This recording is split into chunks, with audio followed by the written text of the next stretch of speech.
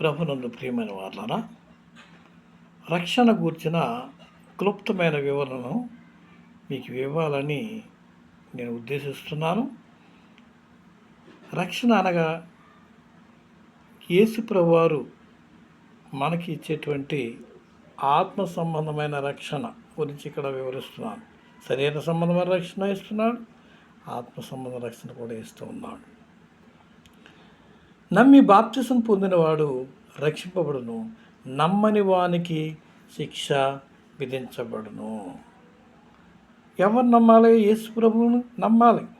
యేసు ప్రభు దేవుని కుమారుడని నమ్మి ఆయనను రక్షకుడిగా అంగీకరించి ఆయన మన కొరకు చనిపోయాడని, తిరిగి లేచాడని, ఆయన ద్వారా రక్షణ అనేటువంటి విషయాలు నమ్మి